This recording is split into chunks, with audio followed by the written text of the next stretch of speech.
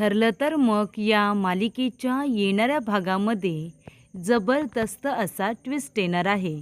तर प्रेक्षकांनो, इथे आता सायली अर्जुनने पुराव्यांचा पाऊस पाडत प्रिया बबली असल्याचं सगळ्यांच्या समोर सिद्ध केलेलं असतं. तर प्रेक्षकांनो, येणाऱ्या भागामध्ये कशा पद्धतीने या गोष्टी पुढे घडत जातात आपण सविस्तरपणे बघूया. तर प्रेक्षकांनो, इथे आता अर्जुन आणि सायली हे दोघेजण प्रियाच्या विरोधामध्ये असंख्य पुरावे गोळा करत असतात. त्या कारणासाठी जेव्हा ते दोघेजण सुभेदार किल्लेदार दोन्ही कुटुंबाच्या समोर हे सिद्ध करतील की प्रिया ही खरी तन्वी नाही आहे, मग ती खरी आहे तरी कोण, तर ती बबली सदा लोखंडे आहे, हे जेव्हा ते दोघेजण सिद्ध करतील तेव्हा कुणीही त्यांच्यावरती शंका घेता कामा नये की तुम्ही जे काय बोलताय ते खोटं आहे. कारण का, तर इथे अर्जुन आणि सायली हे दोघेजण प्रियाचं सत्य सांगतील तेव्हा असे काही पुरावे सगळ्यांसमोर सादर करायचे असतात, जे पुरावे बघितल्यानंतर शंकेला कुठे जागाच उरणार नाही. सगळेजण पुराव्यांवरती, अर्जुन सायलीच्या बोलण्यावरती, साक्षीदारांवरती विश्वास ठेवतील. त्यांच्याकडे आता पुरेसे साक्षीदारसुद्धा असतात आणि ते म्हणजे एकतर शांता, दुसरे सदा आणि मैना आणि एक महत्त्वाची साक्षीदार वंदना जाधव. हे सगळेजण आता अर्जुन सायलीला मदत करणार असतात. प्रेक्षकांनो, सदा आणि मैना प्रियाचे आई वडील असतात. कितीही लालची असले तरीसुद्धा आई वडील आहेत. प्रियाने त्यांना त्यांचं राहतं घर सोडून एका दुसऱ्या छोट्याशा घरामध्ये शिफ्ट केलेलं असतं आणि सांगितलेलं असतं, जोपर्यंत मी सांगत नाही तोपर्यंत पनवेलमध्ये परत यायचं नाही. मी तुमची राहण्याची व्यवस्था केली आहे, पण ज्या जागेची व्यवस्था केलेली असते ती खूपच छोटी जागा असते आणि तिथे गेल्यानंतर सदाची तब्येत भयंकर बिघडलेली असते आणि इथे त्यांच्याकडे पैसेसुद्धा नसतात. कपडे शिवण्याचा जो काही त्यांचा धंदा असतो त्याच्यातून थोडेफार पैसे त्यांना मिळत असतात. तिकडे गेल्यानंतर संपूर्णपणे हातातलं काम बंद झाल्यामुळे आणि प्रियाने पैसे देण्याचं बंद केल्यामुळे दिलेले पैसे संपलेले असतात. तेव्हा हातामध्ये पैसे असल्यानंतर सदा महिना तरी काही ते नीट वापरतात. सगळे पैसे उधळून मोकळे झाल्यामुळे डॉक्टरांना बोलावून त्यांची फी देण्या इतपतसुद्धा पैसे त्यांच्याकडे उरलेले नसतात. मग आता काय करायचं? इथे मैना सतत फोन करत असते प्रियाला. प्रियाला माहिती असतं यांना पैसेच हवे असतील, दुसरे ह्या लालची माणसांना हवं तरी काय. ती त्यांच्या मेसेजला रिप्लाय करत नाही आणि पैसेसुद्धा पाठवत नाही. प्रश्न उरतो तो सायलीचा. सायलीने आता प्रियाच्या फोनमधून मैना आणि सदाचा ॲड्रेस मिळवलेला असतो आणि मग काय, ते मेसेजेस डिलीट केलेले असतात. फक्त त्यातला एक मेसेज ठेवलेला असतो जो मैनाने केलेला असतो. प्रियाकडे पैसे मागितलेले असतात. तो फक्त एक मेसेज तिने मुद्दामूनच ठेवलेला असतो. मग काय प्रेक्षकांनो, इथे आता सायलीच्या मनामध्ये खूपच जास्त वाईट वाटत असतं. सदाची तब्येत खरोखर ठीक नाही आहे, कारण मैना केविळवाण्या पद्धतीने बोलत असते, पोट तिडकीने सांगत असते आणि म्हणूनच आता सायलीच्या सांगण्यावरून अर्जुन आणि सायली दोघेजण सदा मैनाला मदत करण्यासाठी निघालेले असतात. जाता जाता आपल्या ओळखीच्या डॉक्टरांनासुद्धा बरोबर घेऊन जातात. तेव्हा डॉक्टर तिथे जातात आणि सदाला चेक करतात. सदाचा इथे आता दम घुटल्यामुळे तो बेशुद्ध झालेला असतो. डॉक्टर त्याला बरं करण्यासाठी शुद्धीवरती आणण्यासाठी प्रयत्न करतात. तेव्हा डॉक्टर म्हणतात की ते शुद्धीवर तर येतील, आपल्याला त्यांना हॉस्पिटलाइज करावं लागेल, ॲडमिट करावं लागेल. अर्जुन म्हणतो की चला त्यांना उचला, आमची गाडी आहे, आपण गाडीमधून हॉस्पिटलला जाऊया. सदा मैना हे दोघेजण आता अर्जुनसोबत डॉक्टरकडे गेलेले असतात. हॉस्पिटलमध्ये गेल्यानंतर योग्य मशिनरींचा वापर केल्यानंतर सदाची तब्येत ठीक झालेली असते. त्याचा खोकला कमी झालेला असतो. अर्जुन सायली रात्रभर कुठे गेले असतील असं प्रियाला वाटत असतं. रूमची लाईट चालू असते म्हणून तिला वाटत असतं ते दोघेजण आतमध्येच आहेत. त्यानंतर इथे आता प्रिया आपल्या रूममध्ये गेलेली असते अर्जुन सायली दोघेजण पहाटे घरी येतात. मैना सायलीला आणि अर्जुनला थँक्यू म्हणत असते. त्या दोघांमुळेच इथे आता त्यांची तब्येत ठीक झालेली असते. मैना म्हणत असते, सायले तुला कसं कळलं गं यांची तब्येत बिघडले ते? अगं ती बबली, तिला कधीपासून फोन करते पण तिने मला फोनसुद्धा उचलला नाही, मेसेजसुद्धा केला नाही, पैसेसुद्धा पाठवले नाही. तेव्हा इथे सायली म्हणते, मला माहिती आहे तो मेसेज तिने नाही मी केला होता. तुमची मदत करता यावी म्हणून आम्हीच तुम्हाला मेसेज करून विचारलं तुम्ही कुठे राहता. प्रिया तुम्हाला मदत करायला येणार नाही मला माहिती होतं, म्हणून मी यांना घेऊन आले आणि डॉक्टरांनासुद्धा बरोबर आणलं. तेव्हा मैना म्हणते, खरंच सायले धन्यवाद, आज तुझ्यामुळे माझं कुकू वाचलं गं, नाहीतर यांचं काय झालं असतं काय माहिती. उगाच त्या प्रियाच्या नादाला लागले. खरंच खूपच जास्त वाईट मुलगी आहे ती. तेव्हा इथे सायली म्हणत असते, आता खरं खरं सांगाल, जे काय मी विचारेन त्याचं उत्तर द्याल माणुसकीच्या नात्याने. तेव्हा मैना म्हणते, विचार, जे काय विचारायचे ते विचार, जे सांगेन ते खरंच असेल. तेव्हा सायली म्हणते, प्रिया ही तुमची मुलगी आहे ना, आणि तिचं नाव बबली आहे ना? हे बघा खोटं बोलू नका, कारण आमच्याकडे पुरावे आहेत, त्यामुळे आता खोटं बोलू नका. तेव्हा मैना म्हणते, सायले ती आमची मुलगी बबलीच आहे, आणि हे जेव्हा तिला कळलं तेव्हा तिने आम्हाला सांगितलं की मी तुमची मुलगी आहे हे कुणालाही सांगायचं नाही, आणि तोंड बंद ठेवण्याचे ती आम्हाला पैसे द्यायला लागली. आम्हालासुद्धा पैशांची गरज असायची, त्यामुळे आम्हीसुद्धा गप्प बसलो गं. तेव्हा सायली म्हणते, मग आता एक काम करायचं, काळजी करू नका, मी सुद्धा तुम्हाला मुलीसारखीच आहे. पैशांची मदत लागली तर सुभेदार कधीच कुणाला नाही म्हणत नाही. आम्ही आहोतच. हॉस्पिटलचा सगळा खर्च अर्जुन सर करतील. पैशांची काळजी तुम्ही करू नका. नोकरीचं म्हणाल तर तुम्हाला कामसुद्धा दिलं जाईल. अन्नपूर्णा ट्रस्ट आहे आपली, त्याच्यामध्ये तुम्ही लोकांची सेवा करू शकता. तुम्हाला पगार दिला जाईल. तुम्हाला मेहनतीचं काम दिलं नाही जाणार. तुम्हाला जे जमेल तसं काम दिलं जाईल.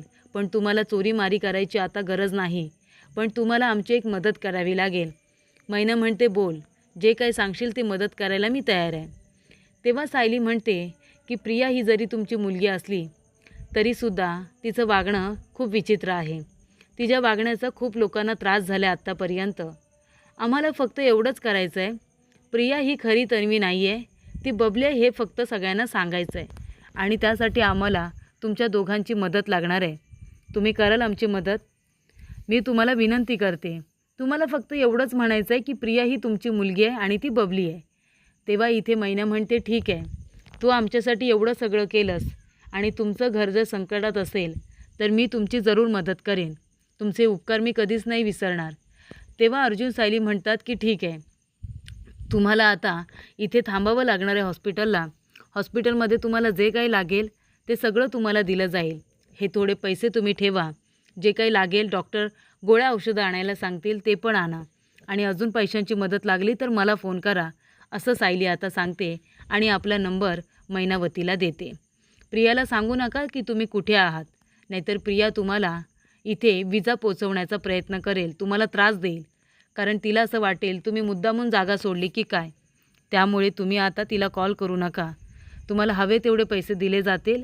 हॉस्पिटलचा सगळा खर्च अर्जुन सर करतील. डॉक्टरांशी सुद्धा बोलणं झालं आहे, आता सदा बरे आहेत. असं म्हणून अर्जुन सायली निघून आता घरी आलेले असतात. पाडवा असतो. पाडव्याची सगळी तयारी झालेली असते आणि पाडव्याच्या दिवशी इथे आता प्रियाचा पदर खाली सरकत असतो. तेव्हा सायली म्हणते, पिंडे इकडे, मी पदर लावून देते. त्याच वेळेला बरोबर तिने आता शिवलेस ब्लाऊज घातलेला असतो. आता शिवलेस असल्यामुळे तिची पट्टी छोटी असते आणि मग पदर लावत असताना सायली मुद्दामूनच तिच्या इथे खांद्याच्या इथे जळका डाग आहे का तो तिला बघायचा असतो. सायली हळूच पदर बाजूला करते आणि तिच्या खांद्यावरील जळका डाग बघते. तेव्हा सायलीची खात्रीच पडते की आपल्याला आधी फक्त संशय होता, मग खात्री झाली, पण आता शिक्कामोर्तब झालेला आहे की प्रिया हीच खरी बबली सदाशिव लोखंडे आहे. त्यामुळे आता आपल्याला इथे सगळे पुरावे घेऊन, सगळे साक्षीदार घेऊन भांडाफोड करण्यामध्ये अजिबात वेळ वाया घालवायला नको, असं आता सायली अर्जुनने ठरवलेलं असतं. आता एक भक्कम आणि महत्त्वाचा पुरावा म्हणजे आपल्याला प्रियाची आणि मैनावतीची DNA टेस्ट करायची आहे. तेव्हा सायली काय करते, प्रियाचा हळूच आता एक केस खेचून घेते आणि प्रियाचा केस आणि मैनावतीचा केस हे दोन्ही केस आता तिने सॅम्पल म्हणून DNA टेस्टसाठी दिलेले असतात. DNA टेस्टचा रिपोर्ट हा आता आलेला असतो. अर्जुनकडे तो असतो पॉझिटिव्ह रिपोर्ट आलेला असतो आणि तो रिपोर्ट अर्जुनने स्वतः सांभाळून ठेवलेला असतो. त्यानंतर प्रिया ही एका माणसाला पाठवते सदा मैनाच्या ॲड्रेसवरती आणि म्हणते की ते दोघंजणं तिथे आहेत ना हे चेक करा आणि हे पैसे त्यांच्यापर्यंत पोहोचवा. तेव्हा आता पैसे घेऊन तो माणूस गेलेला असतो, कारण प्रियाला एका गोष्टीची भीती असते, जर या लोकांना पैसे मिळाले नाही तर ते घरी परत येतील त्यांच्या, आणि घरी जर परत आले तर अर्जुन सायली तिथे जातील आणि त्या दोघांकडून सत्य वधून घेण्याचा प्रयत्न करतील. आधीचे लोक माझेच आई वडील आहेत, पैशांचे हलकट आहेत, पैसे जर त्यांना दिले जास्तीचे तर मी त्यांची मुलगी आहे हे सांगायला कमी करणार नाही. तेव्हा मग प्रिया आता एका माणसाला तिथे पाठवते. तो माणूस त्या ॲड्रेसवरती गेलेला असतो, आजूबाजूला बघत असतो, घराला लॉक असतं, खिडकीमधून बघतो, घरात कुणीही नसतं. तो माणूस प्रियाला फोन करतो. ती म्हणत असते, काय रे, सांगितलं होतं ना काम झाल्याशिवाय फोन नाही करायचा. तेव्हा तो म्हणतो, मॅडम अहो काम नाही झाले तेव्हाच तर फोन केला आहे. तुम्ही ज्या ॲड्रेसवरती पाठवले त्या घराला तर लॉक आहे आणि आतमध्ये सुद्धा कुणीच नाही आहे, मग पैसे कुणाला देऊ. तेव्हा प्रिया म्हणते, बरं ठीक आहे, तू थांब, मी तुला नंतर कॉल करेन. तेव्हा प्रिया म्हणत असते की सदा मैना कुठे गेले असतील, ते घरी तर परत येणार नाही ना, त्यांच्या लक्ष ठेवायला पाहिजे असं ती आता म्हणते. मैनाला फोन करत असते पण मैना काही तिचा फोन उचलत नाही. सायलीने सांगितल्याप्रमाणे ती गप्प राहते. सदाची तब्येत आता ठीक झालेली असते. तेव्हा अर्जुन सायली म्हणतात, आता तुम्हाला बरं वाटतंय, तुम्ही आमच्याबरोबर येऊ शकता ना घरी. सदा मैना म्हणतात, हो आम्ही तुमच्याबरोबर नक्कीच घरी येऊ शकतो. तेव्हा इथे अर्जुन सदा मैनाला घेऊन आपल्या घरी आलेला असतो, वंदनाला घेऊन आपल्या घरी आलेला असतो आणि त्याचबरोबर शांताला घेऊन आपल्या घरी पोचलेला असतो. पण आता त्यांना एका रूममध्ये ठेवलेलं असतं आणि अर्जुन आता म्हणतो की या किल्लेदारांनासुद्धा त्याने घरी बोलवलेलं असतं. रविराज काका, प्रतिमा, त्याचबरोबर इथे सुमन हे सगळेजण आलेले असतात. अश्विन, कल्पना, इथे प्रताप काका, पूर्ण आजी सगळेजण म्हणतात, काय रे अर्जुन काय झालं. अर्जुन म्हणतो, काही नाही, आत्तापर्यंत आपण जे खरं समजत होतो ते आता खरं नव्हतंच. 2-2.5 वर्ष आपण एका खोट्या व्यक्तीवरती आंधळा विश्वास ठेवला. तीच आपल्या घरातली करती धरती आहे असा तिला मान सन्मान दिला, पण तिने आपल्या सगळ्यांचा विश्वासघात केला. आपल्याबरोबर खोटं वागून तिचा आणि आपला काही संबंध नसताना विनाकारण तिने आपल्याला खूप जास्त त्रास दिला. ती आपल्या घरातली कुणीही नसताना आपण तिचा त्रास सहन केला आणि त्या मुलीचं सत्य मला आता सगळ्यांसमोर आणायचं आहे. तेव्हा इथे अर्जुन सायली म्हणतात की ये प्रिया, समोर ये, आणि आता तू तुझ्या तोंडाने सांगणार आहेस की आम्ही सांगू. प्रिया म्हणते, काय झालं, तुम्ही काय बोलताय, मला कळत नाही आहे. तेव्हा अर्जुन म्हणतो की आता नाटके करू नकोस. 3 वर्ष तू खूप नाटके केलीस आणि आम्ही सगळ्यांनी विनाकारण ते सहन केलं. तुमचा आणि आमचा काडीचा काही संबंध नाही आहे गं, तरीसुद्धा तन्वी म्हणून इथे राहिलीस आणि आम्हाला सगळ्यांना वेठीस धरलंस. तेव्हा सायली म्हणते, आत्तापर्यंत आपण प्रियावरती विश्वास ठेवला की ती तन्वी आहे, पण ती खरी तन्वी नाही आहे आणि ती खरं तर प्रिया पण नाही आहे, तर ती खरी आहे बबली सदाशिव लोखंडे. आणि हे सिद्ध करण्यासाठी इथे आपल्याकडे काही साक्षीदार आहेत. तेव्हा इथे आता मैनावती आणि सदा दोघेजण येतात आणि म्हणतात, हो ही आमची मुलगी बबली आहे, बबली सदाशिव लोखंडे. हिला जेव्हा कळलं की आम्ही सायलीचे आईवडील नाही, आम्ही तिचे आईवडील आहोत, तेव्हा ती आमच्याकडे आली आणि ती म्हणाली की मी तुमची मुलगी आहे हे कुणालाही सांगायचं नाही, आणि तोंड बंद करण्याचे तिने आम्हाला पैसे देऊ केले. पैशांची गरज असल्यामुळे आम्ही गप्प बसलो, पण तीच आमची मुलगी आहे आणि हे खरं आहे. आम्ही आमच्या 4ही मुलींची शपथ घेऊन सांगतो. त्यानंतर वंदना जाधव म्हणते, हिने लहानपणी माझ्या मुलाला पाठीवरती पाडलं, त्याचा मणका तुटला आणि आता तो 30 वर्ष जागेवरती आहे. त्यामुळे ही तुमची बबली आता तन्वी असू शकत नाही, ही बबली लोखंडेच आहे. तिच्या पाठीवरती बघा एक जळलेला डाग आहे आणि हीच बबली आहे, कारण माझ्या मुलाने तिला चटका दिला होता. हे आता सांगितलेलं असतं कुणी, तर वंदनाने.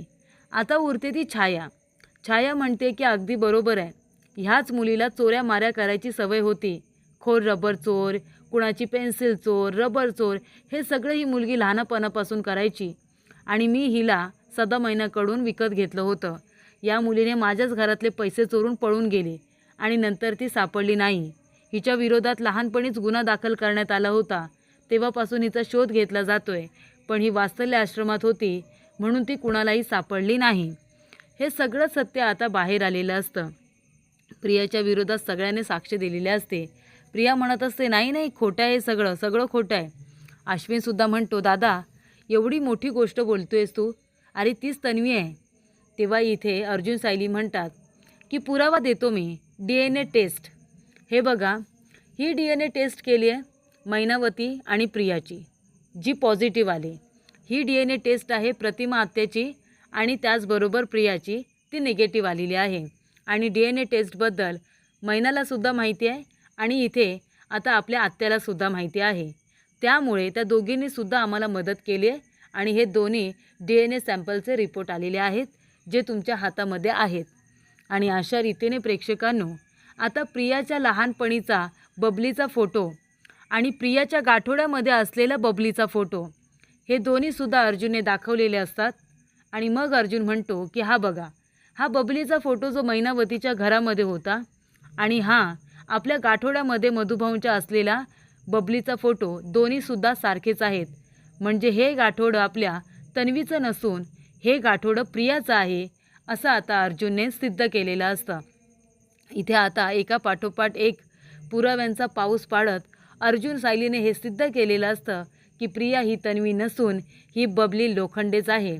आणि सगळ्यांनी साक्षी दिल्यानंतर हे सिद्ध झालेलं असतं की प्रिया ही बबलीच आहे. अशा रीतीने प्रेक्षकांनो, अर्जुन सायलीने प्रियाचा खोटारडेपणा सगळ्यांच्या समोर आणत तिला आता तिच्या गुन्ह्याची शिक्षा देत तिला जेलचा रस्ता दाखवलेला असतो.